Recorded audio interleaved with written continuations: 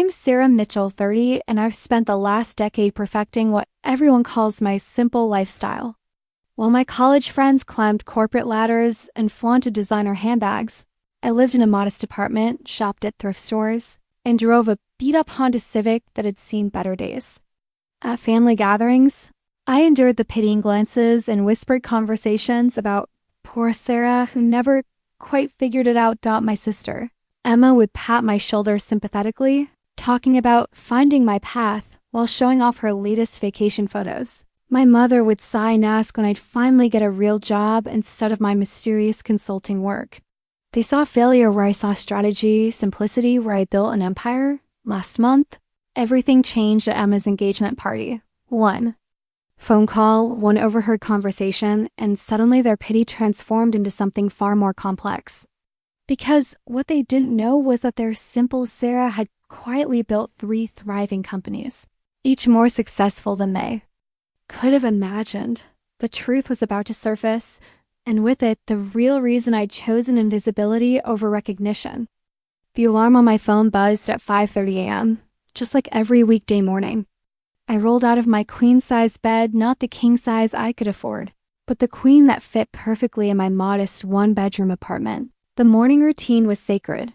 Black coffee from a basic drip machine, toast with peanut butter, and a quick scan of my emails on the same cracked iPhone I'd been using for 3 years. My closet held the carefully curated wardrobe of someone living paycheck to paycheck. Thrift store finds mixed with a few quality pieces I'd owned for years. Today, I selected a blazer I'd found at Goodwill last month, genuine wool, originally from Nordstrom, for $12. The sales associate had no idea she was selling a $300 jacket. I paired it with dark jeans and comfortable flats, the uniform of someone who couldn't afford to care too much about fashion. The Honda Civic sat in the apartment complex. Parking lot, its blue paint faded and a small dent in the rear bumper from a shopping cart incident last year. I could have had it fixed, could have bought a new car entirely, but this reliable old friend served its purpose perfectly. No one questions the financial status of someone driving a 10-year-old. Honda. My phone rang as I backed out of the parking space. Emma's name flashed on the screen. Sarah, thank God you're awake early. I'm having a crisis about the catering for the engagement party. Mom thinks we should go with the expensive option, but I'm not sure it's worth the extra cost. What do you think? I almost laughed. Emma was asking me about expensive catering while assuming I survived on ramen noodles and clearance groceries. What are the options? I asked, putting the call on speaker. Well, there's the basic package for $1,500 or the premium for $2,500. The premium includes those fancy hors d'oeuvres and the carved meat station. Go with the premium, I said without hesitation. It's your engagement party, Em. You'll regret cheaping out on something this important. Easy for you to say, she sighed. You don't have to worry about budgets like this. The irony wasn't lost on me. My catering budget for corporate events routinely exceeded her entire wedding budget, but I simply hummed in agreement. You're right. But trust me, the premium package will be worth it. Your guests will remember the quality. After hanging up, I drove toward downtown, taking the longer route past the office building where my first company's headquarters occupied 2 floors. The brass nameplate read, Heritage Artisan Foods, my baby. My first real success. I'd started it in my apartment kitchen 7 years ago, perfecting recipes from my grandmother's collection and building a brand around authentic, small batch specialty foods. The irony of my family's concern about my future, while I employed 43 people, never got old. They saw someone who couldn't commit to a real job while I managed supply chains, negotiated with retailers, and built relationships with distributors across the country.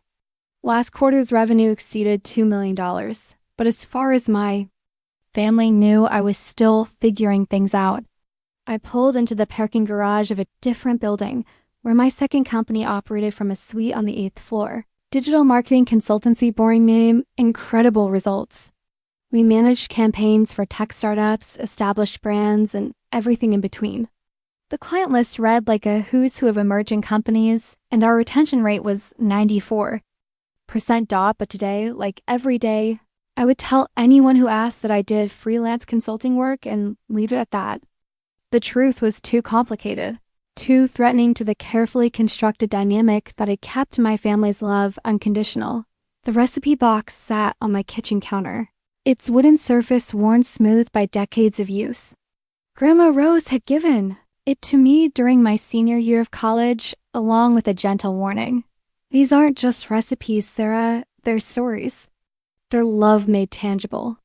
I carried that box through 4 apartment moves, never quite knowing what to do with it.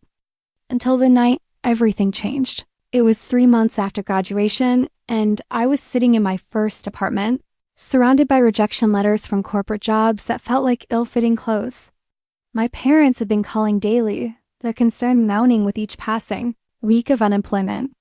Maybe you should consider that entry-level position at the insurance company, my mother had suggested during one particularly painful phone call. It's not glamorous, but it's steady work. Steady work.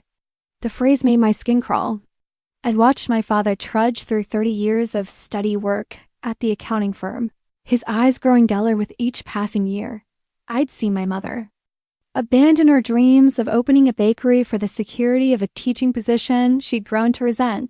That night, I opened Grandma Rose's recipe box for the first time since she'd given it to me. Inside, yellowed index cards held her careful handwriting. Rose's famous strawberry preserves, Sunday dinner pot roast, Christmas morning cinnamon rolls. Each card was stained with use, annotated with notes about modifications and improvements. I picked up the preserve recipe and read her note on the back. Mrs. Henderson from the church always said these were better than what she could buy in stores. Maybe there's something to that. Maybe there was something to that. The next morning, I drove to the farmer's market and bought 20 pounds of strawberries. I spent the entire day in my tiny kitchen, following Grandma Rose's recipe exactly, then making small batches with variations. By evening, I had 12 jars of preserves that smelled like summer and childhood memories. I gave a jar to my neighbor, Mrs. Chun, who knocked on my door the next day asking if I had more. She wanted to buy some for her bridge club. That weekend, I made 40 jars and sold them all through word of mouth. The following week, I made 80 within 6 months. I was renting commercial kitchen space and had my first wholesale account with a local gourmet shop. Within a year, I'd incorporated Heritage Artisan Foods and was shipping to stores across 3 states. The business grew organically, fueled by customers who understood the difference between something made with care and something manufactured. For maximum efficiency. But I never told my family about the wholesale accounts or the growing revenue. When they asked about my little hobby, I'd smile and say it was keeping me busy. They assumed I was making pocket change selling preserves at farmers markets, not building a 7-figure business. The irony was that my success validated everything they tried to teach me about hard work and perseverance. But I couldn't share it without changing everything. Once they knew about the money, would they still see me as Sarah who needed their guidance and support? Or would I become Sarah who no longer needed them at all? I learned to compartmentalize. At family dinners, I was the daughter still finding her way. At industry conferences, I was the CEO who'd revolutionized artisanal food distribution. At home, I ate store-bought pasta sauce. At work, I negotiated contracts worth hundreds of thousands of dollars. The recipe box became my anchor, reminding me that success wasn't about proving anything to anyone. It was about taking something meaningful and making it available to others. Grandma Rose had never needed recognition for her preserves to matter. She'd found joy in the process itself, in the knowledge that she was creating something of value. That philosophy guided every decision I made. When Heritage Artisan Foods won its first industry award, I put the trophy in my closet instead of displaying it. When food bloggers wanted to feature my story, I kept the focus on the products, not the person behind them. When my revenue exceeded my parents' annual income, I still drove my Honda Civic and shopped at thrift stores. The recipe box had taught me that real success wasn't about the applause. It was about the quiet satisfaction of building something lasting, something that would outlive the need for recognition. The unmarked business cards lived in a separate compartment of my wallet, hidden behind my driver's license and credit cards. Plain white stock, simple black text. Sarah Mitchell, Digital Strategy Consultant. No company name, no fancy logo, no hint of the operation they represented. I'd started the consulting work almost by accident. Heritage Artisan Foods had grown large enough that I needed to develop a sophisticated digital marketing strategy. Traditional advertising was too expensive for a small food company, so I taught myself everything about social media marketing, content strategy, and online brand development. The results had been remarkable. Our Instagram following grew from 300 to 30,000 in 18 months. Our website traffic increased by 400%. Most importantly, our online sales went from 20% of revenue to 60%. I not only built a successful food company, I'd accidentally become an expert in digital marketing. The first outside client came through a connection at a trade show. A boutique skincare company was struggling with their online presence, and someone had mentioned that the woman from Heritage Artisan Foods might be able to help. I took the project as a favor, expecting it to be a one-time thing.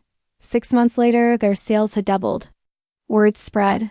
I found myself in the strange position of running two completely different businesses from the same small apartment. Mornings were devoted to Heritage Artisan Foods, reviewing production schedules, managing inventory, coordinating with distributors. Afternoons belonged to digital marketing clients, analyzing campaign performance, creating content strategies, optimizing conversion rates. The consulting work was intoxicating in a completely different way than the food business. With Heritage Artisan Foods, success was measured in jars sold and satisfied customers. With digital marketing, success was measured in data points and performance metrics. I could track exactly how many people clicked on an ad, how many of those became customers, how much revenue each campaign generated. Within 2 years, I was managing digital marketing for 12 companies.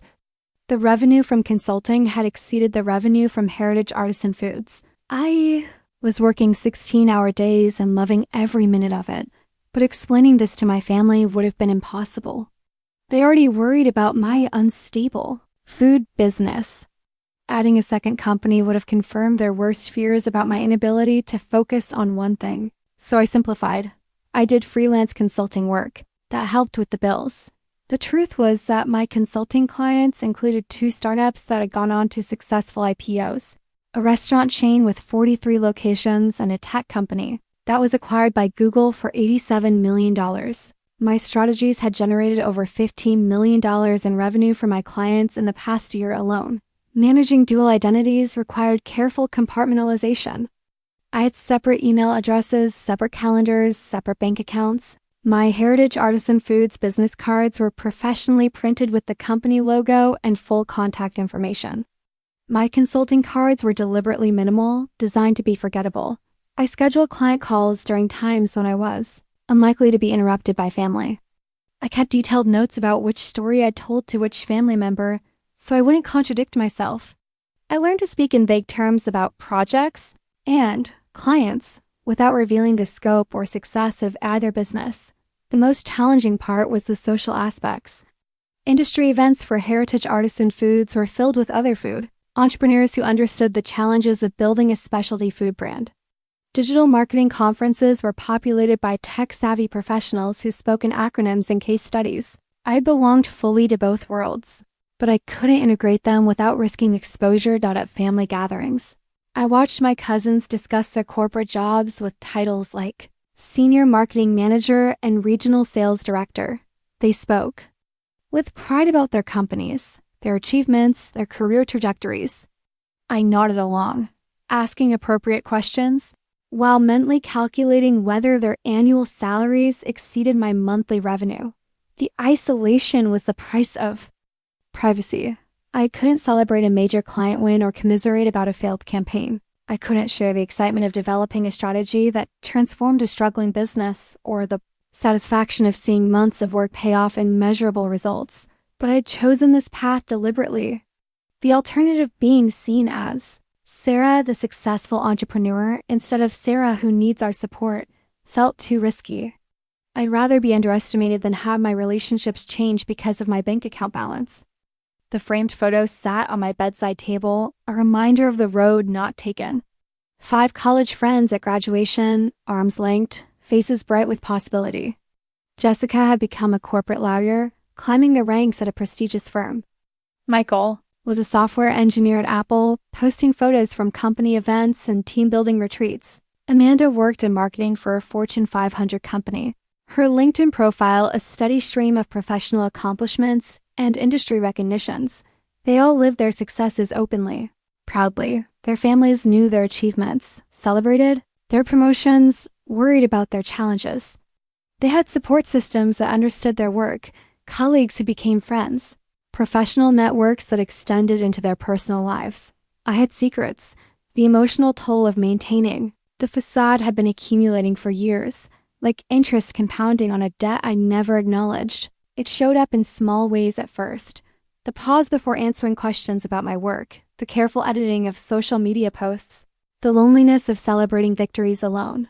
Last year, Heritage Artisan Foods had won the National Specialty Food Association's Outstanding Product Award for our seasonal preserve collection. It was the industry's highest honor, something I dreamed about since starting the company. I'd spent months preparing the submission, perfecting the presentation, refining the product line. The night I received a notification, I sat in my apartment holding the email confirmation, with no one to call. I couldn't share the news with my family without revealing the scope of my business. I couldn't post about it on social media without raising questions from people who thought I was barely making ends meet. I celebrated with a glass of wine and a frozen dinner, then put the award in my closet next to the others. The isolation was perhaps hardest during my mother's monthly check-ins. She'd call with the careful tone reserved for conversations with troubled children, asking about my work situation and whether I considered looking for something more stable.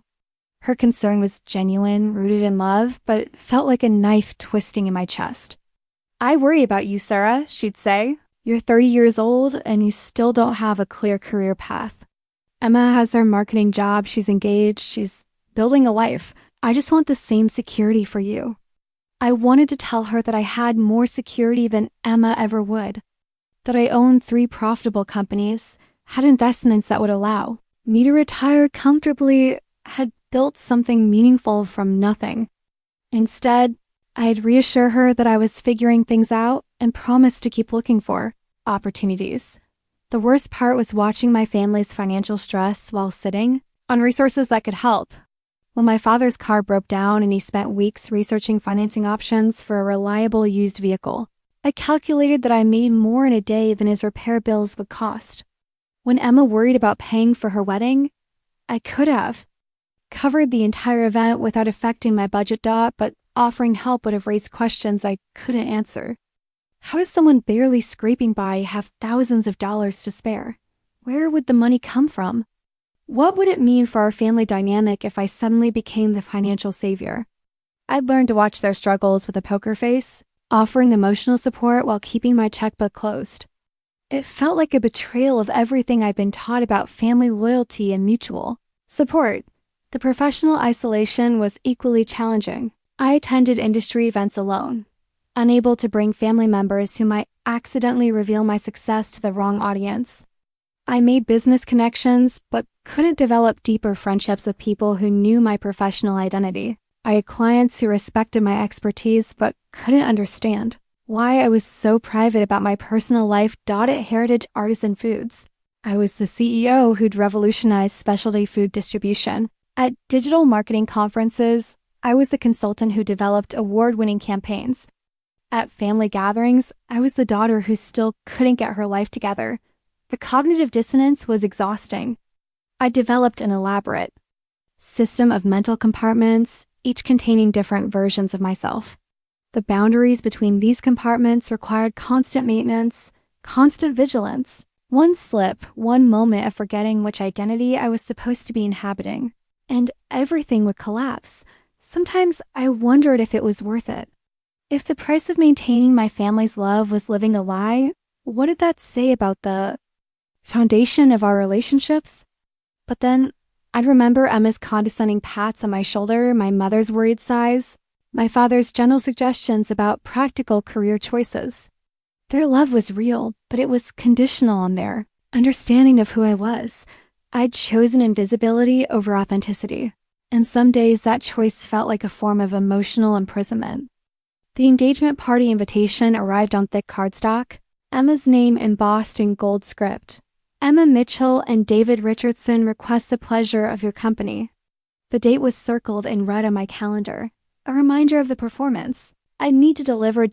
Emma had been planning this party for months, treating it with the same intensity she brought to her marketing campaigns at the pharmaceutical company where she worked. Every detail had been researched, compared, and optimized.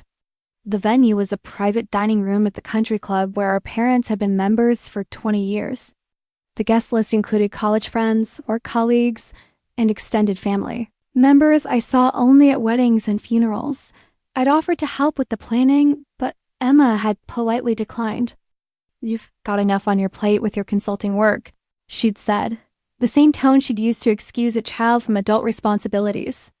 "Besides, David and I want to handle this ourselves." The truth was that I planned dozens of corporate events, managed catering for conferences with 500 attendees, coordinated logistics for product launches in multiple cities. I could have organized Emma's engagement party with my eyes closed, but Sarah, the struggling consultant, wouldn't have that expertise. So I'd simply smiled and asked if there was anything else I could do. The gift had been another exercise in careful calibration. Too expensive would raise questions about my finances. Too cheap would seem thoughtless for such an important occasion. I'd settled on a beautiful picture frame from a local artisan, meaningful, personal, and priced within the range of someone living paycheck to paycheck. The week before the party, Emma had called in a panic about the catering decision. "I keep going back and forth between the two options," she'd said. "The basic package is more reasonable, but what if people think we're being cheap? The premium package is beautiful, but it's such a stretch financially." I wanted to tell her that the difference between the two packages was less than what I'd spent on client lunches the previous month. Instead, I'd listened to her concerns and offered the advice any good sister would give. Go with what makes you happy. Worry less about what other people think. "Easy for you to say?" She'd laughed. "You don't have to worry about impressing David's parents or making sure everything reflects well on our future." The comment had stung more than it should have.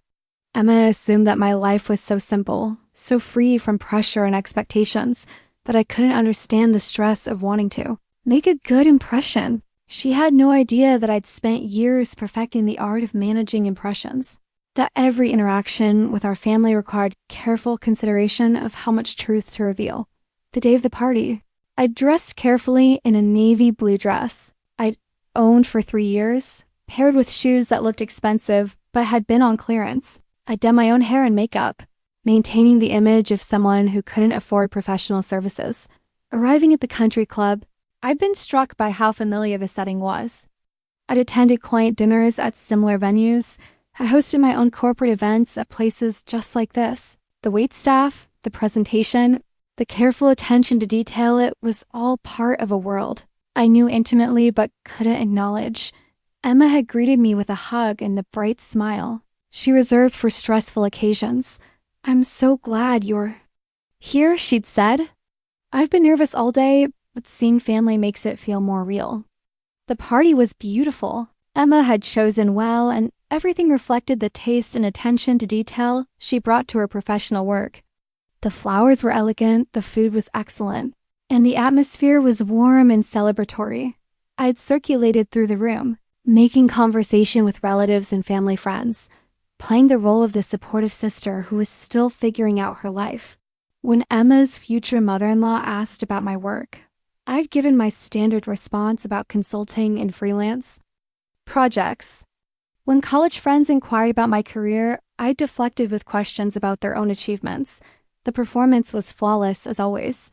But as I watched Emma accept congratulations and well wishes, I felt the familiar pang of isolation. This was her moment, her celebration, her opportunity to be seen and appreciated for who she was. I wondered what it would feel like to have a moment like that, to be celebrated for my actual achievements, to receive recognition for the work I'd built, to have my family's pride instead of their pity. Emma's wedding planning binder sat prominently on the gift table, its pristine white cover emblazoned with Emma and David, a perfect beginning. The binder was 2 inches thick, filled with color-coded tabs for flowers, catering, music, transportation, and accommodations. It was a masterpiece of organization, the kind of project that showcased exactly why Emma had always been the family success story. I watched her flip through the pages while chatting with our Aunt Margaret, explaining the timeline for the wedding and the careful consideration that had gone into every choice. Emma had always been like this methodical, ambitious, eager to please. She graduated summa cum laude from the State University, landed a marketing position at a respected pharmaceutical company, and worked her way up to senior marketing manager in just 5 years. She's got such a good head on her shoulders, our mother had said countless times. Always knew what she wanted, always had a plan. The contrast with my own trajectory was never subtle.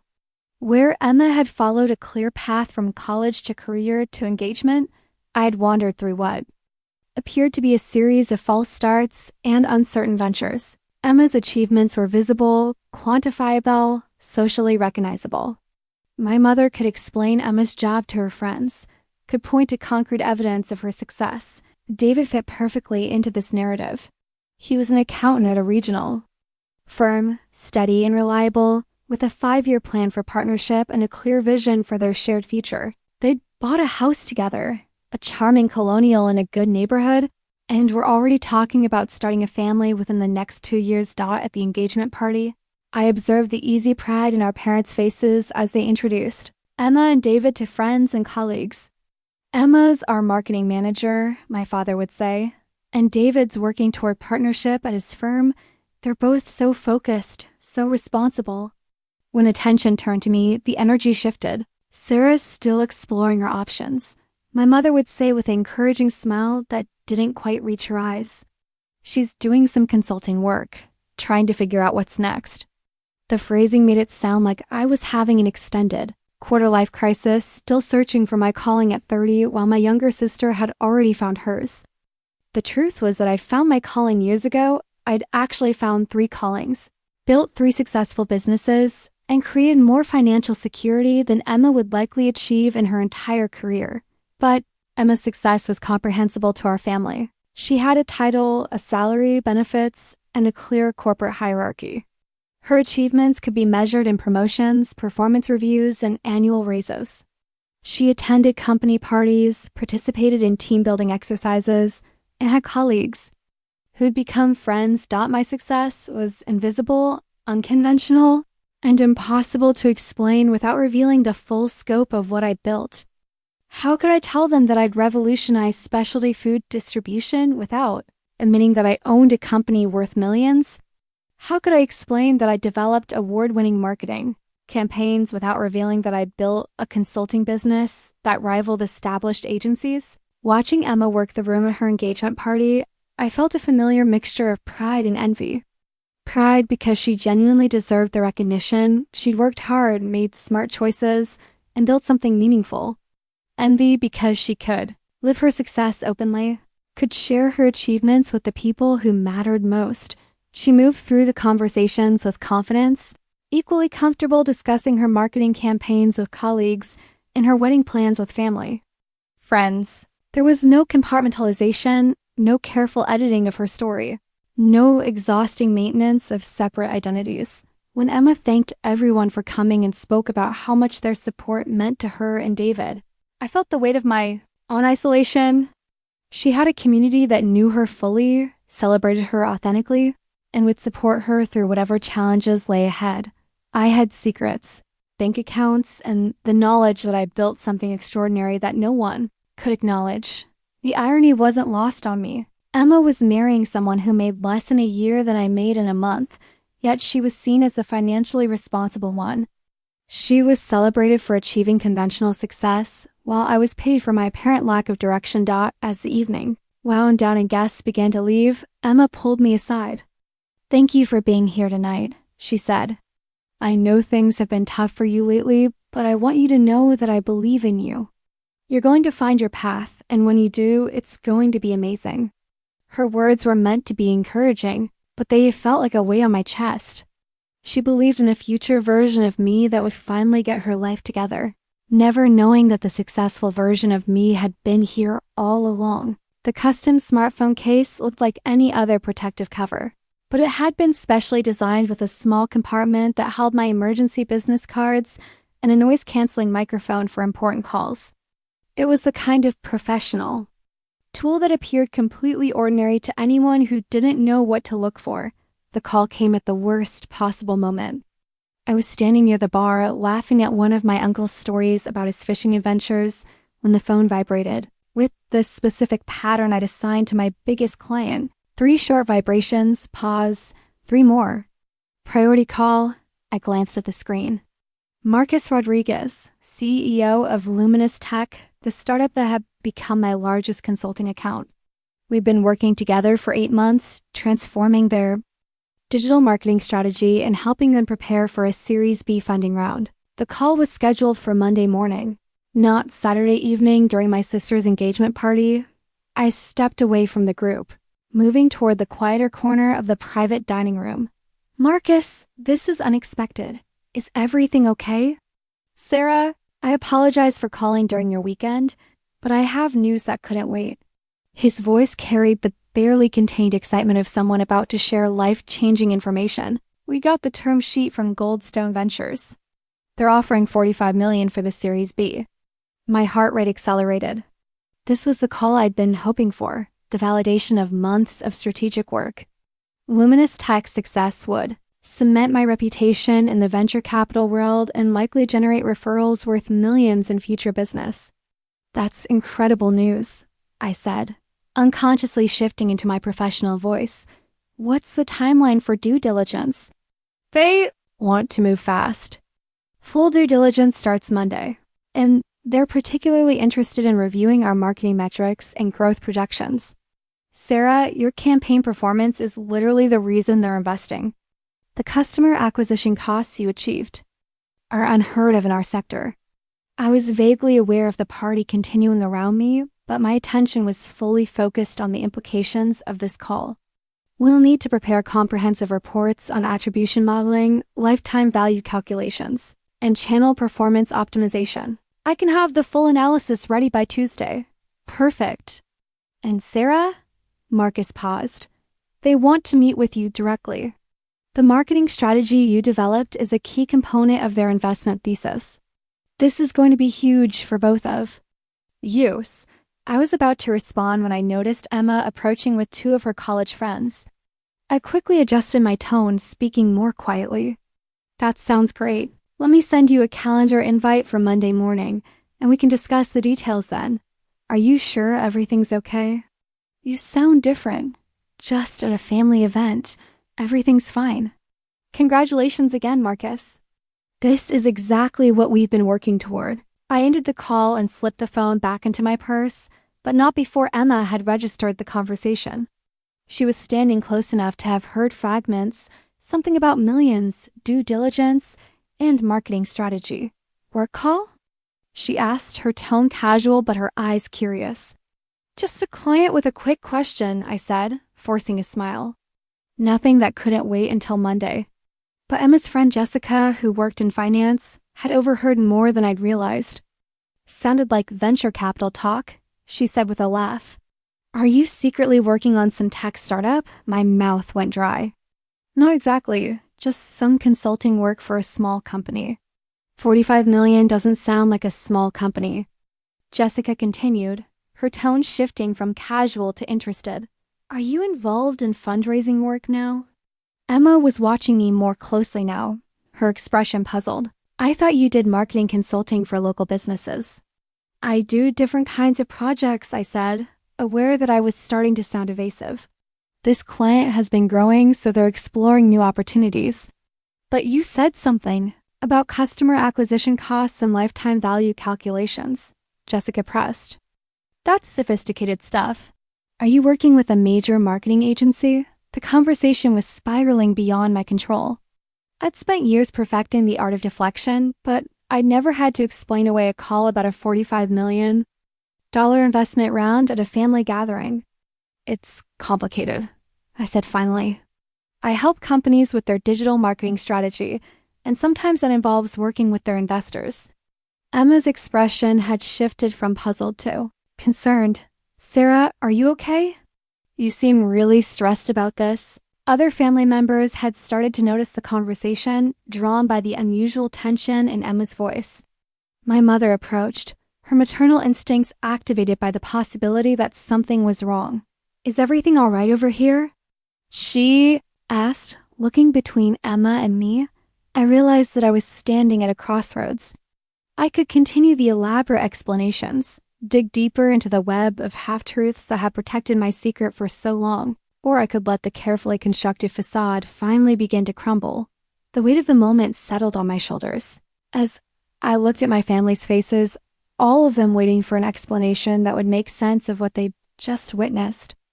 The bank statement had fallen out of my purse when I'd fumbled for my phone, landing face up on the small cocktail table beside where we were standing. It was just a corner of white paper, but the numbers were clearly visible.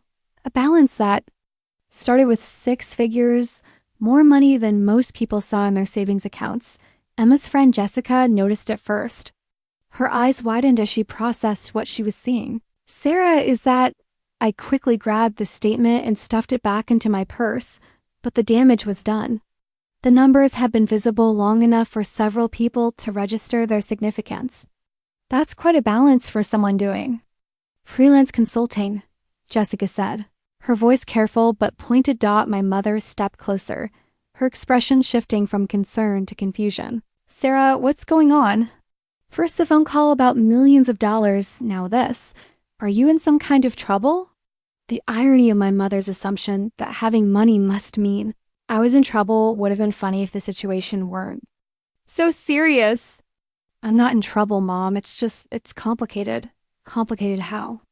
Emma asked, her voice taking on the protective tone she'd always used when she thought I needed defending. "Are you involved in something illegal?" "No," I said too quickly, too loudly. Several other party guests were starting to notice the commotion. "I'm not involved in anything illegal. I haven't been completely honest about my work." My father had joined the circle now, his accountant's mind clearly working through the implications of what he'd witnessed.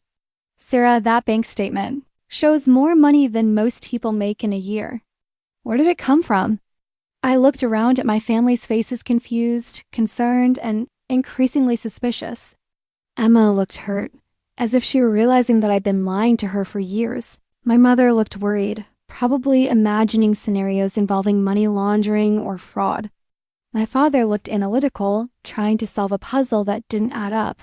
"I own a business," I said finally, the words feeling strange after years of hiding them. "Actually, I own 3 businesses." The silence that followed was deafening. Emma's mouth opened slightly, but no words came out. My mother blinked rapidly, as if trying to process information that didn't compute. "3 businesses?" My father repeated slowly. "What kind of businesses?" "Food manufacturing, digital marketing consulting, and real estate investment," I said, each word feeling like a small rebellion against the facade I'd maintained for so long. Jessica let out a low whistle. "And you've been pretending to struggle financially because I didn't want anything to change." I interrupted, surprising myself with the honesty. "I didn't want you to treat me differently because I have money." Emma's hurt expression was transforming into something closer to anger. "So you decided to lie to us instead?" My father asked, his voice carrying the disappointment that hurt more than anger ever could. "I decided to keep that part of my life private," I corrected, though I knew the distinction was meaningless now. The conversation had drawn the attention of most of the party guests. Emma's engagement celebration had become an impromptu family drama, with relatives and friends watching from a respectful distance as we worked through revelations that were reshaping years of assumptions. "How successful are we talking about?" My mother asked quietly, as if the question were somehow inappropriate. I hesitated, knowing that this was the moment of no return. Once I revealed the scope of what I built, there would be no going back to the simple dynamic we'd had before. "Successful enough that I could have paid for this entire party without thinking about it," I said. "Successful enough that I haven't worried about money in years. Successful enough that I employ people and make decisions that affect other families' livelihoods." Emma sat down heavily in the nearest chair, the weight of this new information visibly affecting her. All those times, I offered to lend you money for car repairs or suggested you apply for jobs at my company. I appreciated the offers, I said quickly. I appreciated that you cared enough to want to help. But you didn't need help, she said flatly. You needed us to stop treating you like a charity case, but instead of telling us that, you let us continue. The accusation stung because it was essentially accurate. I had let them continue to see me as someone who needed their guidance and support even as I'd grown beyond needing either. I was afraid, I admitted. Afraid that if you knew about the money, you'd start seeing me as someone who should be helping everyone else solve their problems. Afraid that every family gathering would become about financial advice or business loans or investment opportunities. My mother's expression was shifting from confusion to a kind of sad understanding. Is that really what you think of us? That we'd take advantage of you? I think you're good people who would never intentionally take advantage, I said carefully. But I also think that money changes relationships in ways that people don't always anticipate or control. The truth of that statement settled over our small group like a heavy blanket. We all knew families where financial success had created resentment, obligation, or exploitation. We'd all seen relationships change when one person's circumstances improved dramatically. But we'd also just discovered that I'd been living a lie for years, and the foundation of trust that had supported our family relationships was cracking under the weight of that revelation. You've been lying to us all this time. When we've been worried about you, when we've been trying to help you figure out your life, you've been secretly successful. I wasn't lying exactly, I said, knowing how weak it sounded. I just wasn't telling you everything.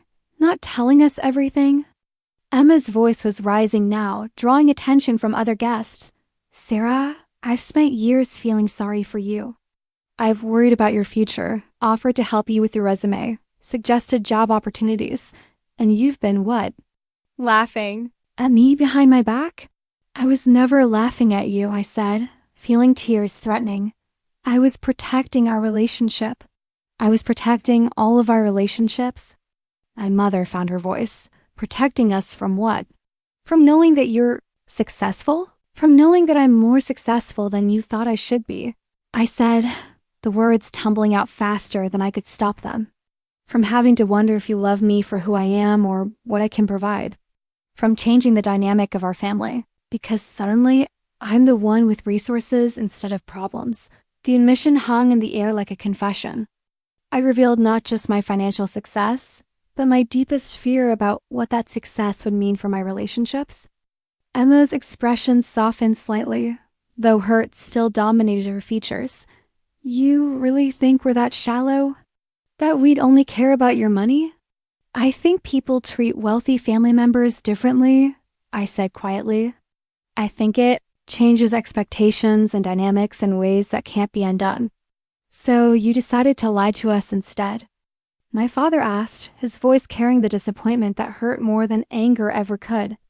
I decided to keep that part of my life private, I corrected, though I knew the distinction was meaningless now. The conversation had drawn the attention of most of the party guests. Emma's engagement celebration had become an impromptu family drama, with relatives and friends watching from a respectful distance as we worked through revelations that were reshaping years of assumptions. How successful are we talking about? My mother asked quietly, as if the question were somehow inappropriate. I hesitated, knowing that this was the moment of no return. Once I revealed the scope of what I built, there would be no going back to the simple dynamic we'd had before. Successful enough that I could have paid for this entire party without thinking about it, I said. Successful enough that I haven't. Read about money in years. Successful enough that I employ people and make decisions that affect other families' livelihoods. Emma sat down heavily in the nearest chair, the weight of this new information visibly affecting her. All those times I offered to lend you money for car repairs or suggested you apply for jobs at my company. I appreciated the offers, I said quickly. I appreciated that you cared enough to want to help. But you didn't need help, she said flatly. You needed us to stop treating you like a charity case, but instead of telling us that, you let us continue. The accusation stung because it was essentially accurate. I had let them continue to see me as someone who needed their guidance and support even as I'd grown beyond needing either. I was afraid, I admitted. Afraid that if you knew about the money, you'd start seeing me as someone who should be helping everyone else solve their problems. Afraid that every family gathering would become about financial advice or business loans or investment opportunities. My mother's expression was shifting from confusion to a kind of sad understanding. Is that really what you think of us? That we'd take advantage of you? I think you're good people who would never intentionally take advantage, I said carefully. But I also think that money changes relationships in ways that people don't always anticipate or control. The truth of that statement settled over our small group like a heavy blanket. We all knew families where financial success had created resentment, obligation, or exploitation. We'd all seen relationships change when one person's circumstances improved dramatically. But we'd also just discovered that I'd been living a lie for years, and the foundation of trust that had supported our family relationships was cracking under the weight of that revelation. The award trophy had been hidden in my bedroom closet for 3 years, tucked behind winter coats and storage boxes where no casual visitor would ever find it. Now, sitting in my apartment with my family gathered around my kitchen table, I retrieved it and placed it in the center of the table like evidence in a trial. National Specialty Food Association Outstanding Product Award. My father read aloud, his accountant's precision evident in how he pronounced each word. Heritage Artisan Foods. 2022. My mother picked up the crystal trophy, turning it over in her hands as if it might reveal additional secrets. This is yours? You won this? Heritage Artisan Foods is mine, I said, settling into the admission like a person finally removing shoes that had been too tight for years. I started it 7 years ago with Grandma Rose's preserves recipes. Emma was staring at me as if I'd revealed that I could fly. The preserves you used to make? That was a real business? It became a real business. Last year, we did $2.8 million in revenue. The number hung in the air like a physical presence. I watched my family's faces as they processed what that meant, saw the moment when the implications began to sink in. $2.8 million? My mother repeated slowly. In revenue, yes. Profit was obviously less, but yes. We're distributed at over 300 stores across 12 states. We have 43 employees between the production facility and the distribution network.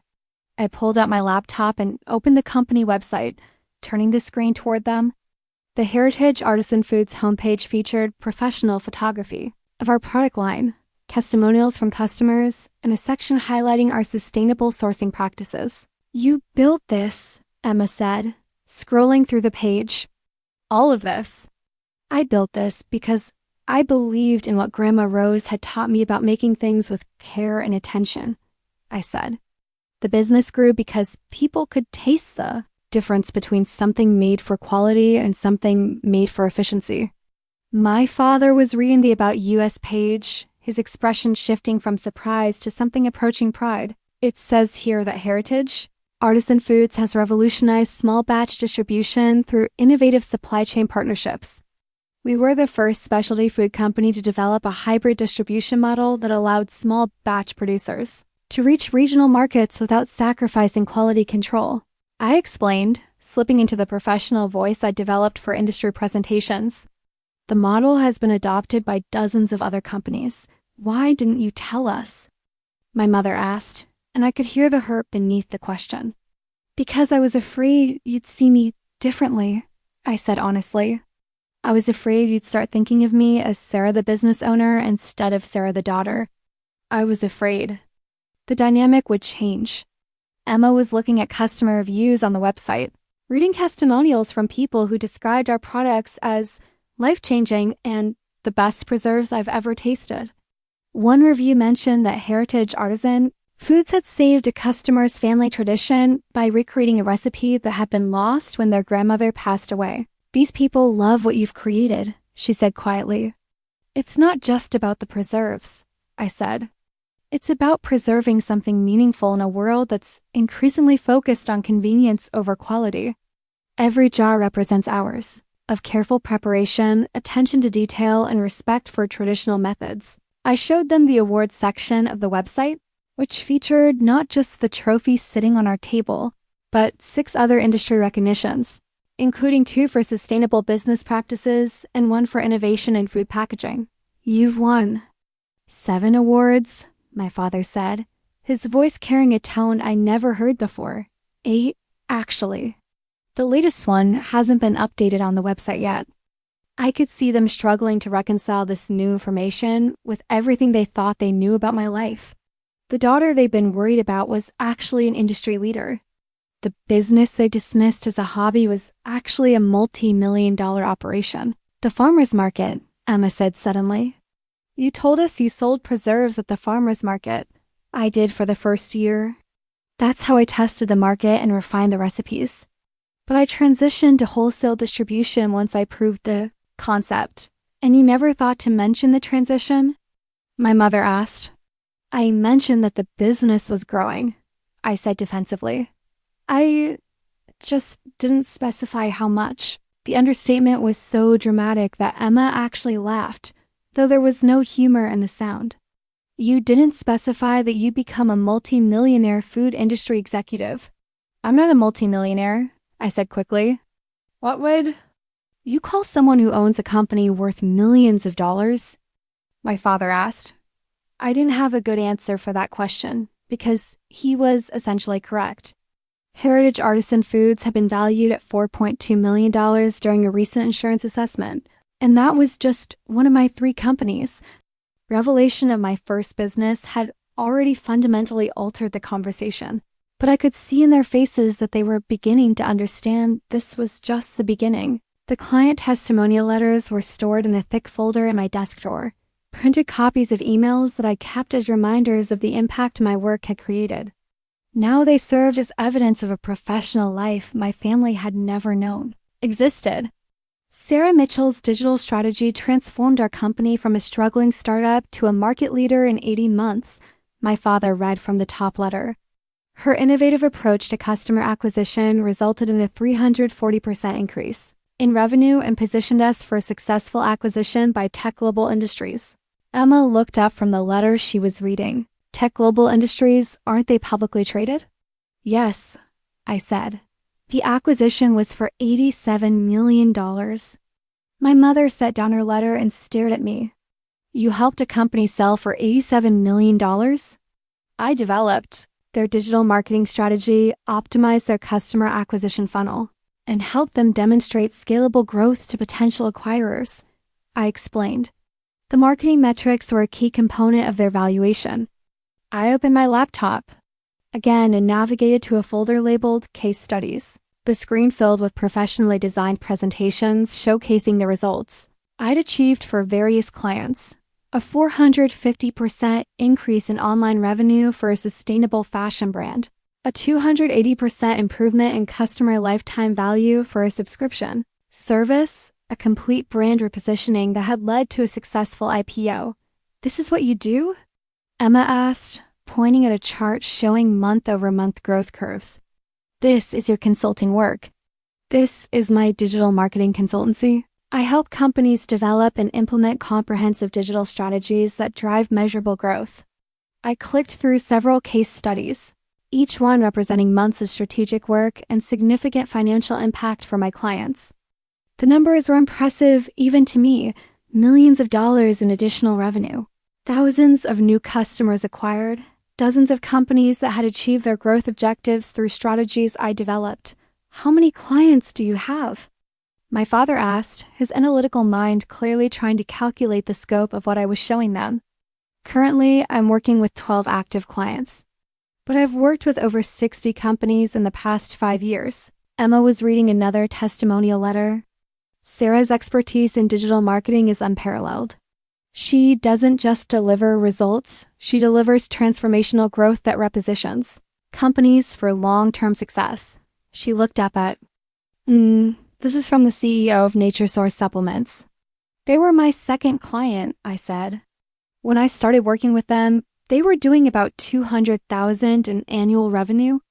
Last year, they did $12 million. The silence that followed was different from the shocked silence that had greeted my first revelation. This was the silence of people trying to process information that challenged everything they thought they understood about someone they'd known their entire lives. You're not just successful, my mother said slowly.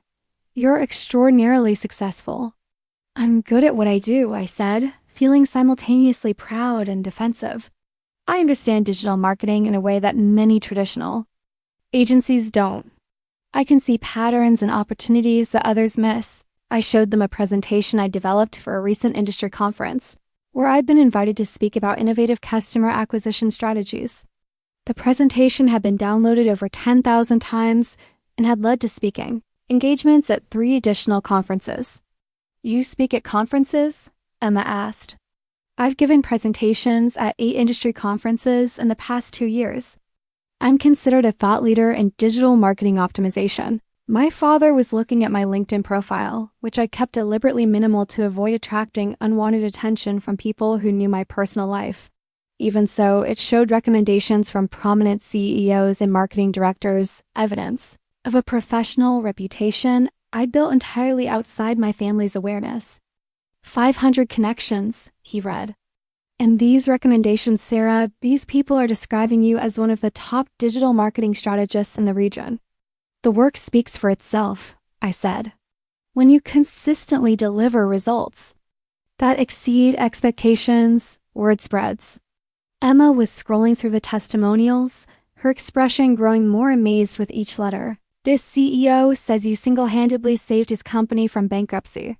This one says you're the secret weapon every growing company needs. This marketing director says working with you was the best business decision we've ever made.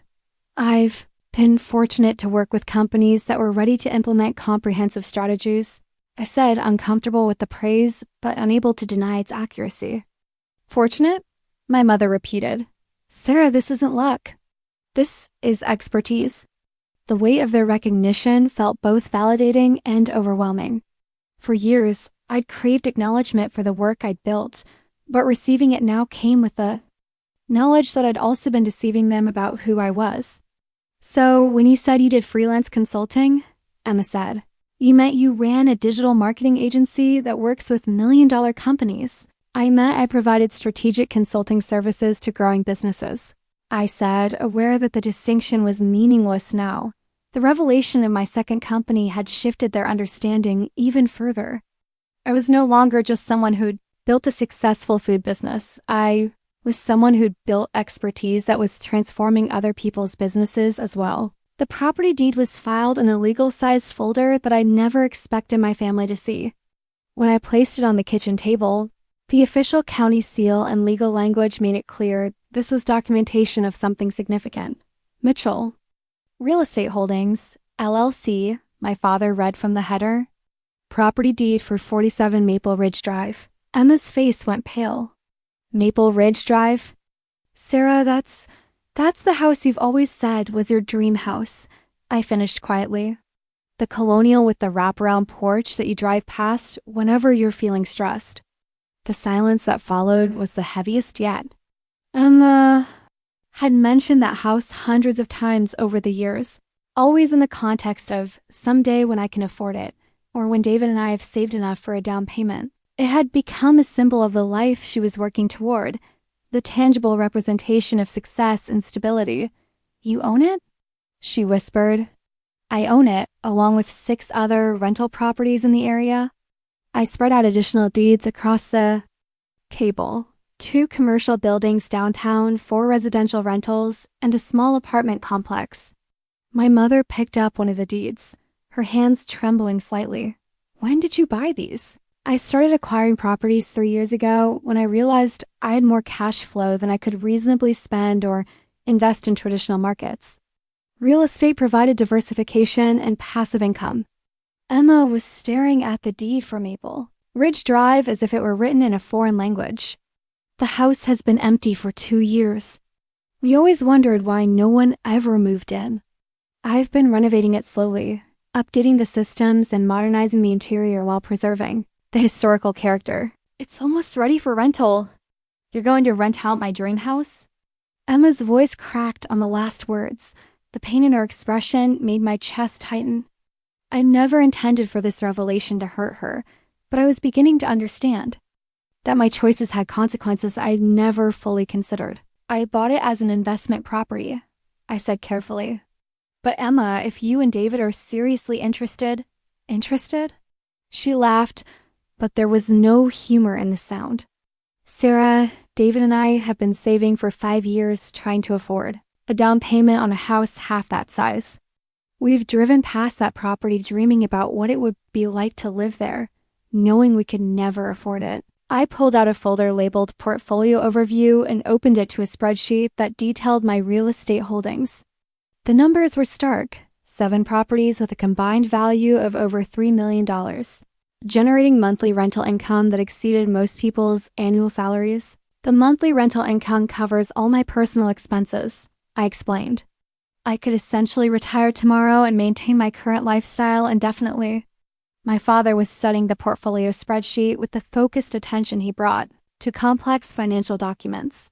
Sarah, this is more than investment properties. This is a real estate empire. It's a diversified investment strategy that provides passive income and long-term appreciation. I corrected, though his characterization wasn't entirely wrong. You have passive income that exceeds what most people make working full-time. My mother said, her voice hollow with disbelief. Emma stood up abruptly and walked to the window, her back to the rest of us. When she spoke, her voice was tight with emotion. Do you know how many nights David and I have stayed up talking about that house? How many times we've adjusted our budget trying to figure out how to save faster? How many times I've driven past and imagining our future children playing in that yard? The accusation in her voice was clear, and it hit me like a physical blow. My investment decision had unknowingly become a source of pain for my sister, a constant reminder of what she couldn't afford. I didn't know, I said quietly.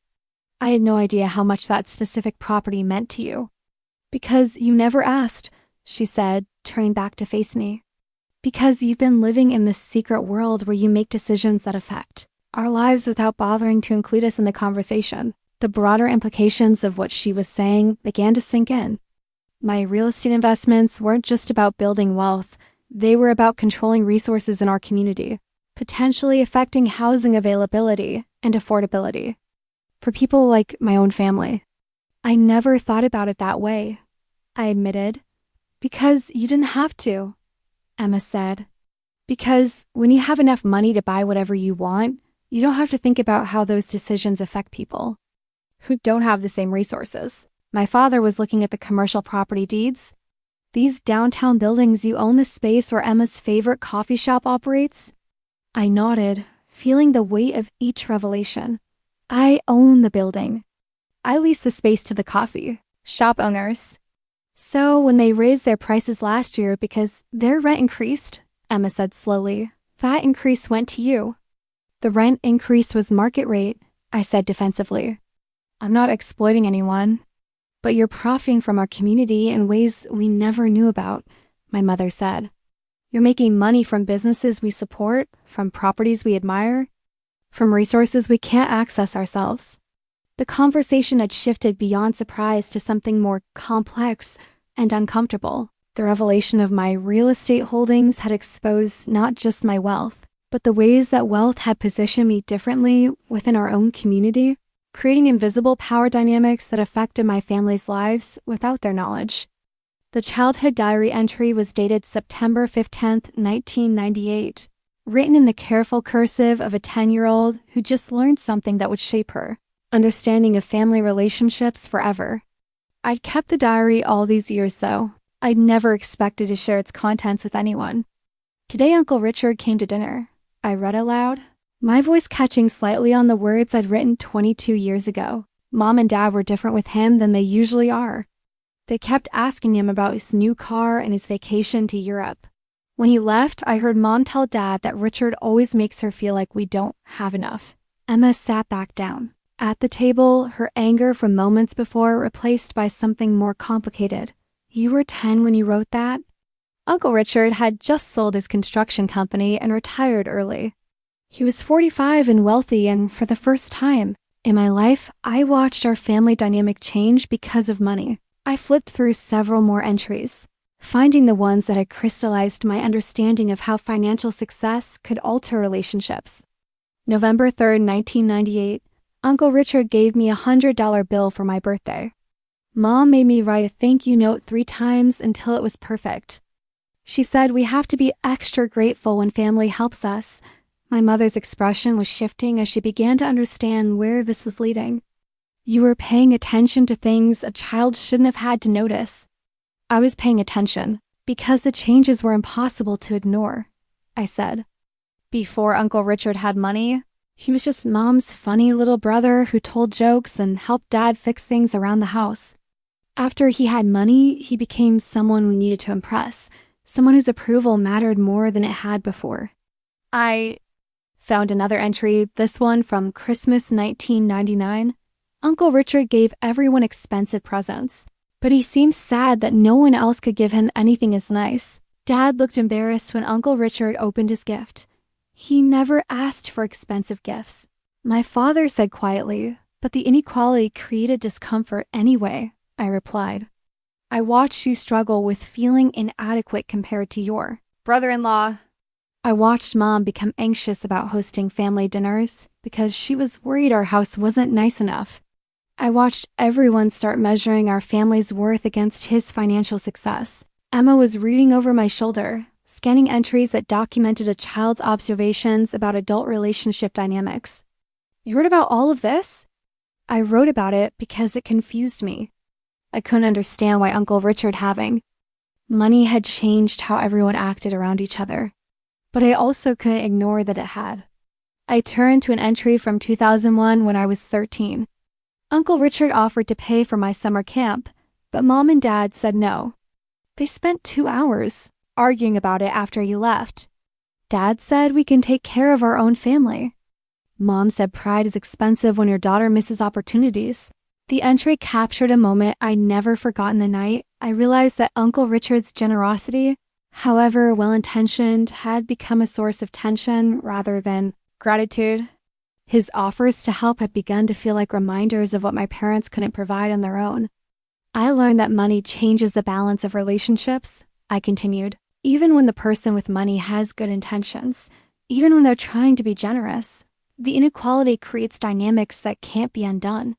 My mother was looking at me with an expression I'd never seen before, as if she were seeing me clearly for the first time. Is that why you hid your success?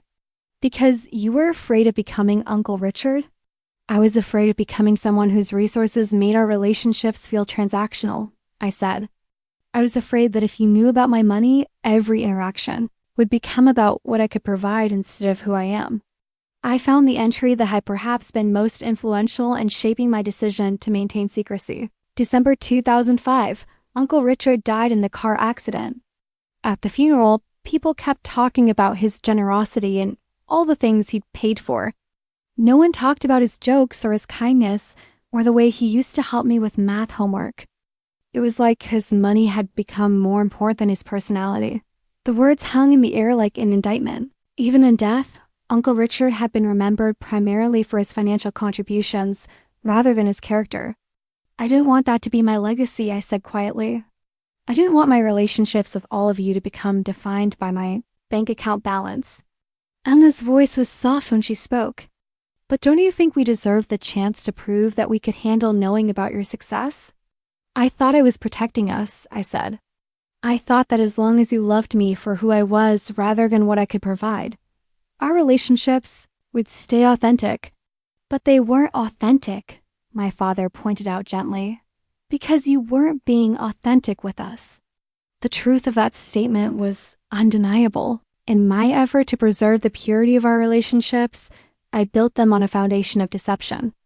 I protected them from the complications that money might bring, but it also deprived them of the opportunity to love me fully.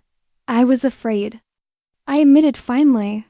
Afraid that if you knew about my success, you'd start seeing me as someone who should solve everyone's problems. Afraid that family gatherings would become about financial advice and business loans. Afraid that I'd stop being Sarah the daughter and become Sarah the benefactor.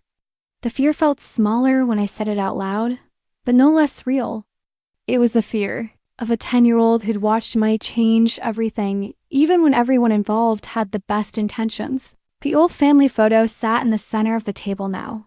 placed there by my mother as if it could anchor us to who we used to be before money and secrets and revelations had complicated everything. It showed the four of us at Emma's high school, graduation me at 22, fresh out of college, Emma at 18, radiant in her cap and gown, our parents beaming with pride. "Look at us," my mother said softly, her finger tracing the edges of the photo. "We were so happy then, so uncomplicated." "We were happy because we didn't know any better," Emma said, but her voice had lost its sharp edge from earlier. "We were happy because we thought we knew each other." My father picked up the photo, studying it with the same careful attention he'd given to my business documents. "We did know each other. The love in this photo that was real, Sarah.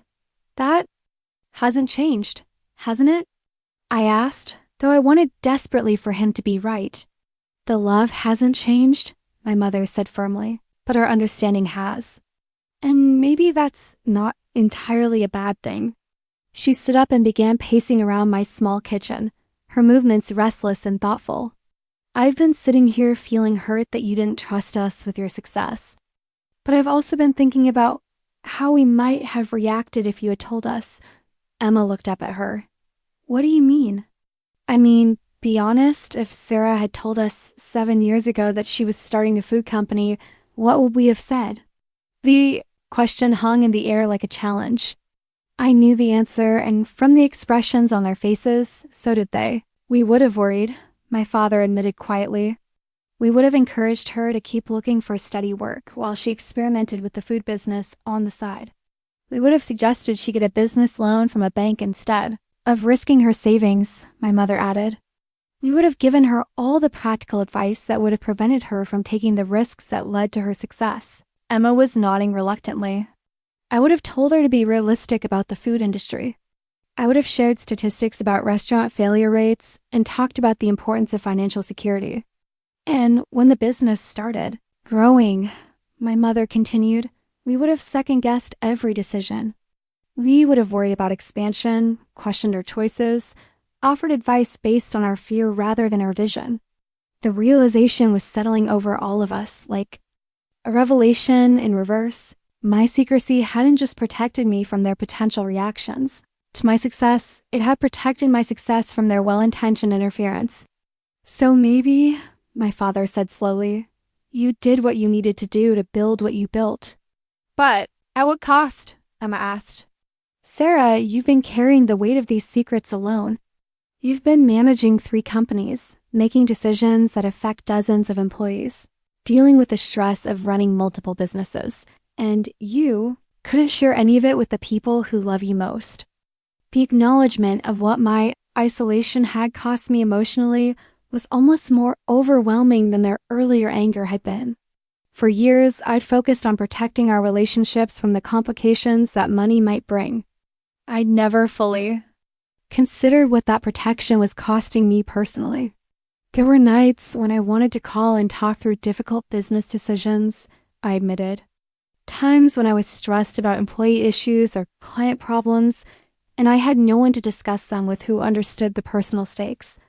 You could have talked to us," my mother said. "Maybe we wouldn't have understood all the business details, but we would have understood that you were struggling with something important. But I couldn't explain the struggles without revealing the scope of what I was managing," I said. "How do you talk about the stress of deciding whether to lay off employees without admitting that you have employees to begin with?" Emma's expression was softening as she began to understand the emotional burden I'd been carrying. "You've been celebrating victories alone too? When you won that award, when your clients achieved major successes, when your businesses hit important milestones, you had no one to share those moments with?"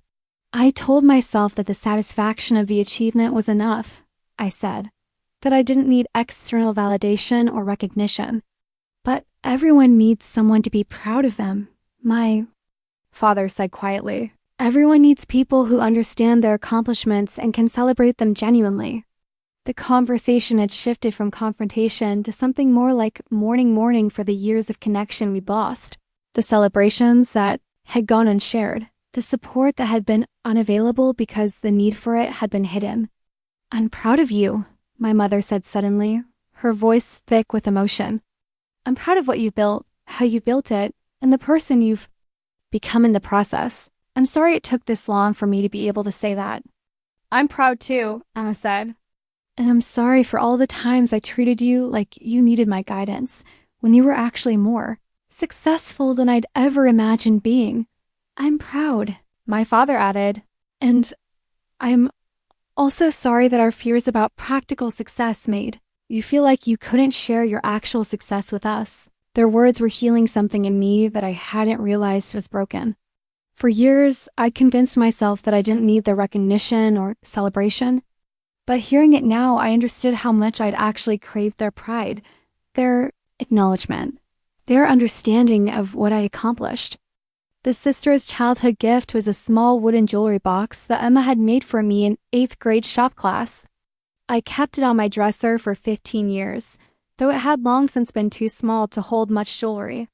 Now Emma held it in her hands, turning it over as if seeing it for the first time. I remember being so proud of this, she said quietly. I remember thinking I made something beautiful for my big sister who always took care of me. The tears in her eyes were a mixture of sadness and regret, and they made my own eyes blur in response. You did make something beautiful. I've treasured it all these years. But somewhere along the way, I stopped seeing you as my big sister who took care of me, she continued, her voice breaking slightly. I started seeing you as my big sister who needed me to take care of her. She set the jewelry box down gently and looked at me with an expression I hadn't seen since we were children. Vulnerability without defensiveness. Love without conditions. Sarah, I owe you an apology that's bigger than I know how to give. Emma, you don't. Yes, I do, she interrupted firmly. I've spent years being condescending to you. Years offering you advice you didn't need, help you didn't require, and pity you didn't deserve. I've treated you like someone who couldn't figure out her life when you'd actually figured it out better than any of us. She stood up and began pacing, her movements agitated by the weight of what she was trying to express. Do you know how many times I've said things like, when you finally get your career on track, or once you find your direction? Do you know how many times I've talked about you to my friends as someone they should feel sorry for? The admission was painful to hear, but not surprising. I'd witnessed those conversations, had felt the sting of being discussed as a problem to be solved rather than a person to be respected. I know you meant well, I said softly. Meaning well doesn't excuse being wrong, she replied. It doesn't excuse the times I offered to review your resume or suggested entry-level positions that would have been massive, steps backward from what you'd already achieved. It doesn't excuse the way I talked about your future, as if it were something that needed to be fixed. Emma returned to her chair and looked directly at me, her eyes bright with unshed tears. The worst part is that I was proud of myself for being the supportive sister. I thought I was being generous and loving by offering to help you navigate your career struggles. I had no idea that my support was actually just evidence of how little I understood or respected what you were doing. You were trying to be helpful, based on the information you had, I said, though her words were touching something raw in me. But I should have trusted you more, she said. I should have believed that you were capable of making good decisions for yourself, even when those decisions didn't look like the conventional path I'd chosen. She picked up one of the Heritage Artisan Foods awards from the table. While I was worrying about your lack of career direction, you were building something extraordinary. While I was offering you networking contacts at my company, you were becoming a leader in your industry. While I was feeling sorry for you, you were achieving things I've never even dreamed of. The recognition in her voice was both validating and heartbreaking. For years, I'd wanted her to see me as capable and successful. Now that she could see it, the cost of that visibility felt almost too heavy to bear. I'm sorry I didn't tell you, I said. I'm sorry I let you worry about me when there was no need to worry. I'm sorry I made you feel like you couldn't tell. Emmy, she replied. I'm sorry that my attitude made you believe I'd see your success as threatening instead of inspiring. Emma reached across the table and took my hand, her grip firm and warm. I want you to know that I'm not jealous of what you've achieved. I'm amazed by it. I am impressed by your vision, your courage, and your execution. I'm proud to be related to someone who could build what you've built. Her words were healing wounds I'd been carrying for years without realizing it. The fear that my success would create resentment or jealousy had been one of the driving forces behind my secrecy. Hearing Emma's genuine admiration was like having a weight lifted from my chest. I want to understand your businesses, she continued. I want to learn about your industry, your challenges, your vision for the future. I want to be the kind of sister who can celebrate your victories and support you through your difficulties. I'd like that, I said, squeezing her hand. I've missed being able to share my work life with you. I've missed knowing who my sister really is, she replied. But I want to know now. I want to understand the Sarah who revolutionized specialty food distribution and became a thought leader in digital marketing. I want to know the Sarah who had the vision and courage to build multiple successful companies before she turned 30. Emma's apology was more than just an acknowledgement of past mistakes. It was a commitment to building a different kind of relationship going forward. A relationship based on mutual respect rather than perceived need, on admiration rather than pity, on genuine sisterhood rather than caretaking dynamics. Can we start over? She asked. Can we build a relationship based on who we actually are instead of who we thought each other was? I'd like that more than anything, I said, and I meant it completely. The old business plan was yellowed with age, its pages covered in my mother's careful handwriting and detailed financial projections. She'd pulled it from a box in her closet, the same box where she kept our baby photos and report cards treasured, memories she couldn't quite bring herself to discard. Sweet Dreams Bakery, I read from the cover page. A business plan for artisanal baked goods and custom celebration cakes, prepared by Margaret Mitchell, 1985. My mother sat across from me, her expression a mixture of nostalgia and regret. I spent months working on that plan. I researched suppliers, calculated startup cost, designed the layout for a small storefront. I had everything figured out except the courage to actually do it. I flipped through the pages, amazed by the thoroughness of her research. She'd identified target customers, analyzed competitors, even developed a marketing strategy that was surprisingly sophisticated for its time. This wasn't a casual daydream, this was a serious business proposal. Mom, this is incredible. Why didn't you ever pursue it? Because your father and I had just bought the house, and we were talking about starting a family, she said. Because everyone told me that bakeries were risky investments and that I should focus on building security for our future children instead of chasing dreams. She pointed to a page near the back of the plan where she'd calculated potential income scenarios. I projected the bakery could generate $40,000 in annual profit within 3 years. Everyone laughed and said I was being unrealistic. The irony wasn't lost on either of us. Her unrealistic projections had actually been quite conservative compared to what I'd achieved with Heritage Artisan Foods. What happened to the dream? I asked gently. Life happened, she said with a sad smile. I got pregnant with you, took the teaching position for the health insurance, and convinced myself that financial security was more important than creative fulfillment. The business plan went into a box, and I told myself I'd revisit it someday when the timing was better. My mother pulled out another document from the box, a letter of intent from a potential investor who'd been interested in her bakery concept. Mr. Henderson from the church was willing to provide startup funding. He believed in the plan, believed in my baking skills, but I was too afraid to accept his offer. You were protecting your family, I said, understanding now we're my own. Complicated relationship with risk and success had originated. I was protecting my family from the possibility of failure, she corrected. But in doing so, I also protected them from the possibility of extraordinary success. She looked at me with an expression that was both proud and wistful.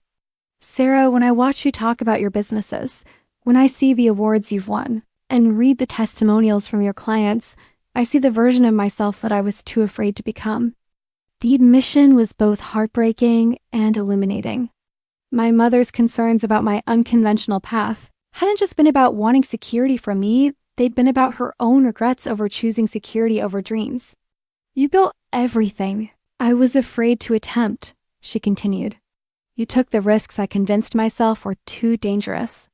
You pursued the vision I abandoned for the sake of practicality. I reached across the table and took her hand. But you raised a daughter who was brave enough to take those risks.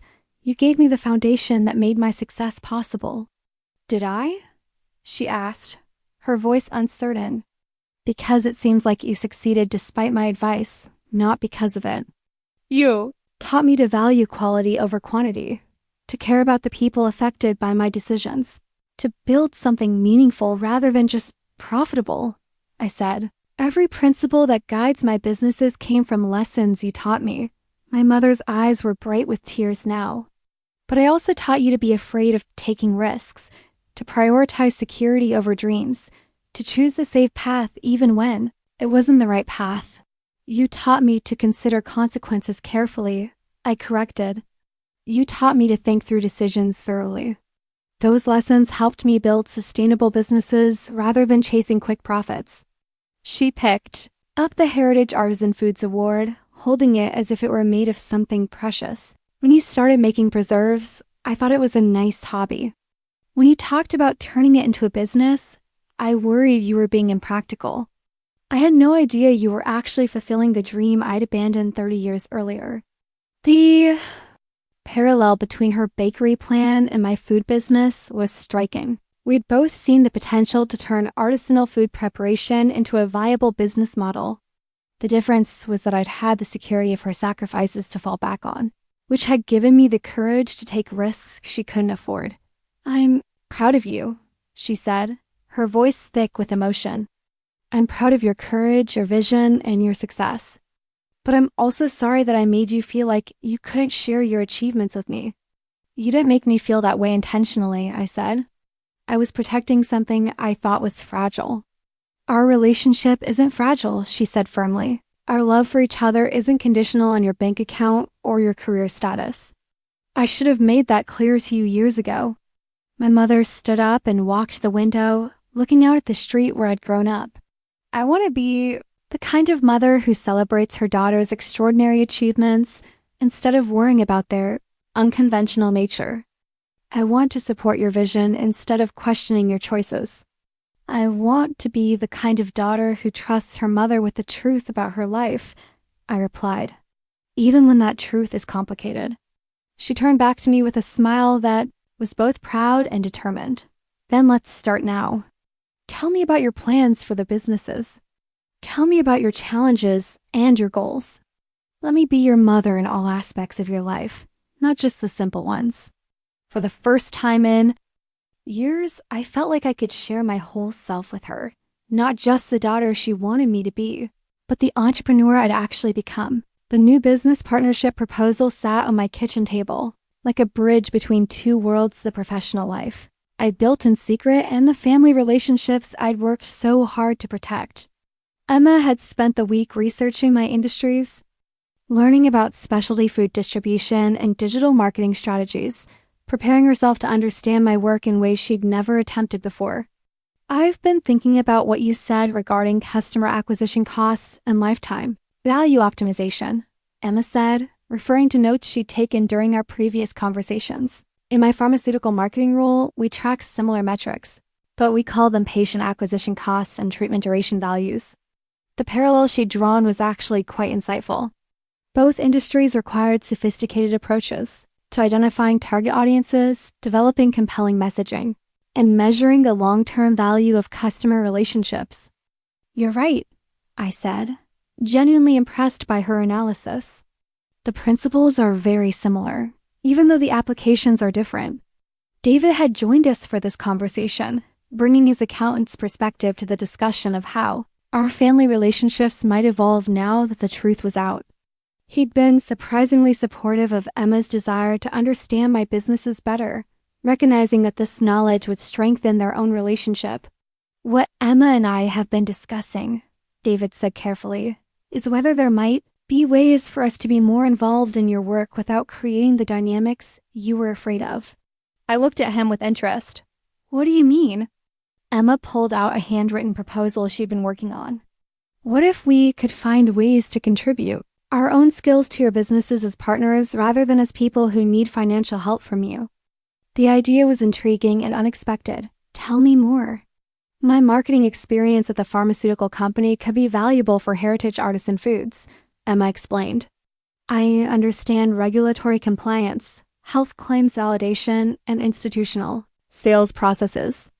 Those are all areas where specialty food companies often struggle. She was right.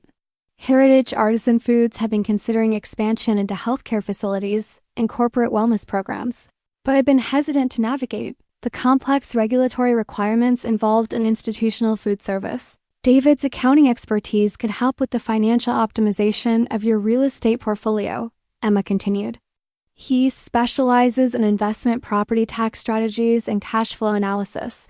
David nodded enthusiastically. I've been looking at your property portfolio, and I think there are several opportunities to improve your tax efficiency and potentially accelerate your acquisition timeline. The proposal they were outlining wasn't about them asking for financial help or investment opportunities. It was about them offering professional services that could genuinely benefit my businesses while allowing them to participate in my success as contributors rather than beneficiaries. This would be a business relationship, I said slowly, making sure I understood their intentions. Exactly, Emma said. We'd work together because we can help each other achieve our professional goals, not because we're family members trying to redistribute wealth. The distinction was important and appealing. One of my fears about revealing my success had been that family relationships would become tangled with financial obligations. But what they were proposing was a professional collaboration that could strengthen both our businesses and our family bonds. There would need to be clear boundaries, I said, thinking through the potential complications. Formal contracts, defined scope of work, market rate compensation for services provided. We'd insist on that, David said. Emma and I have our own financial goals and professional ambitions. We want to be partners in your success, not dependents on your generosity. I looked at Emma's proposal more carefully. She'd outlined specific areas where her pharmaceutical marketing experience could add value to Heritage Artisan Foods, regulatory compliance consulting, institutional sales strategy, health claims development, and corporate wellness program design. These are actually areas where I've been considering hiring outside consultants, I admitted. I hadn't thought about the overlap with pharmaceutical marketing, but you're right that the skill sets are transferable, and I've been looking for opportunities to expand my client base beyond traditional accounting, David added. Real estate investment consulting is a growing field, and your portfolio would provide excellent case studies for developing that expertise. The conversation was revealing something I hadn't anticipated. My family members had their own professional ambitions that could be enhanced by working with my businesses. This wasn't about charity or obligation, it was about mutual benefit and shared growth. What about Emma's wedding and the house on Maple Ridge Drive? I asked, addressing the elephant in the room. Emma and David exchanged a look. We've been talking about that, Emma said. If we're going to build a business partnership, we want it to be based on professional merit, not family sentiment. Which means, David continued, that if we're interested in renting or eventually purchasing that property, it needs to be at market rates through normal business channels. We don't want special treatment because we're family, Emma said firmly. We want to earn our opportunities through the value we provide to your businesses. Their approach was exactly what I'd hoped for, but hadn't dared to expect. They were offering to engage with my professional success as peers rather than as family members seeking assistance. I'd like to try a trial project, I said finally. Emma, would you be interested in developing a compliance strategy for Heritage Artisan Foods expansion into healthcare facilities? It would be a 6-month consulting engagement with defined deliverables and compensation. Emma's face lit up with excitement. I'd love that. It would give me the chance to develop expertise in a new industry while helping you achieve a business goal.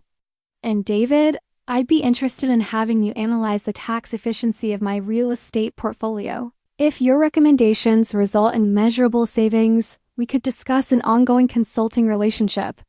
That sounds perfect, David said. It would give me the opportunity to develop specialized expertise while contributing to your business. Growth. The proposal was transforming from an idea into a concrete plan. Instead of my success creating dependency or obligation, it could create opportunity and collaboration. The updated family photo was taken 6 months later at Emma and David's wedding.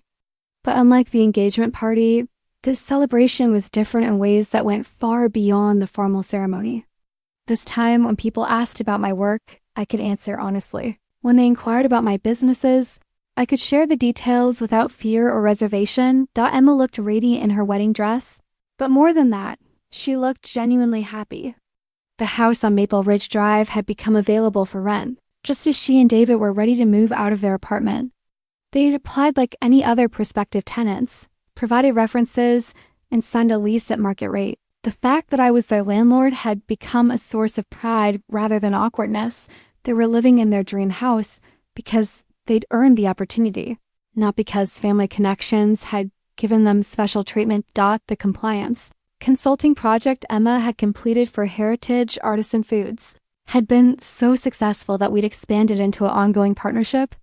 Her expertise in pharmaceutical marketing had helped us navigate the complex regulatory requirements for institutional food service, and we'd successfully launched our corporate wellness program in 3 major healthcare systems. David's analysis of my real estate portfolio had identified tax optimization strategies that saved me over $40,000 in the first year alone. His recommendations for property improvements and market positioning had increased the portfolio's value by 12%. He transitioned from general accounting to specializing in real estate investment consulting, with my properties serving as flagship case studies for his growing practice. My mother had become one of my most valuable advisors, bringing decades of practical wisdom and community connections that had enhanced my business strategies. She'd connected me with local suppliers for Heritage Artisan Foods, introduced me to potential commercial tenants for my real estate properties, and provided insights into communities that had shaped my expansion plans. The revelation of my success had changed our family dynamics, but not in the ways I'd feared. Instead of creating dependency or obligation, it had created opportunities for collaboration and mutual support. Instead of making our relationships transactional, it had made them more authentic. I still lived in the same modest apartment, still drove my reliable Honda Civic, still shopped at thrift stores when I found quality pieces at good prices. But now my simple lifestyle was a choice rather than a performance. I maintained modest personal expenses because I valued financial freedom and flexibility, not because I needed to hide my success. The difference was that I could now share the reasoning behind my choices. When family members asked why I didn't upgrade my living situation, I could explain that my current apartment met my needs perfectly and allowed me to invest more resources in business growth and charitable giving. When they wondered about my old car, I could tell them that I'd grown attached to its reliability and saw no reason to replace something that was still functional. My simple lifestyle had become genuinely simple rather than strategically constructed. The 3 businesses continued to grow and evolve. Heritage Artisan Foods had expanded into new product lines and distribution channels, with Emma's pharmaceutical marketing expertise proving invaluable for navigating complex institutional sales. The digital marketing consultancy had taken on several high-profile clients, including 2 companies that had achieved successful IPOs using strategies I developed. The real estate portfolio had grown to include 12 properties, with David's financial optimization strategies significantly improving their performance, but perhaps the most important change was that I was no longer carrying the weight of these achievements alone. When Heritage Artisan Foods won another industry award, my family was there to celebrate. When a difficult client situation required strategic thinking, I could discuss it with people who understood the personal stakes involved. When business growth created new opportunities and challenges, I had advisors who knew my values and goals. The isolation that had been the hidden cost of my success had been replaced by genuine connection and support. Looking at our updated family photo, I could see the difference in all of our faces. Emma looked confident in ways that went beyond wedding day. Happiness, she looked like someone who'd discovered new aspects of her own capabilities. David looked proud not just of his marriage, but of the professional growth he'd achieved through our business collaboration. My parents looked genuinely at peace, no longer worried about my future or confused about my choices, and I looked like someone who was finally living authentically, without the exhausting maintenance of separate identities or carefully constructed. Besides, the simple truth was that success hadn't needed to be hidden to be meaningful. Love hadn't needed to be protected to be real. Relationships hadn't needed to be insulated from complexity to be genuine.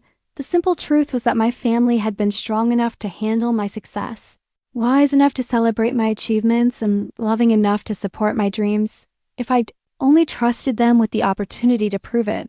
The simple truth was that sometimes the most complicated problems have the simplest solutions: honesty, trust, and the courage to be vulnerable with the people who matter most. I was still Sarah Mitchell, still 30 years old, still committed to building meaningful work and maintaining authentic relationships. But now I was all of those things, openly, completely, and without reservation. The simple lifestyle I'd chosen was no longer a disguise. It was simply who I was.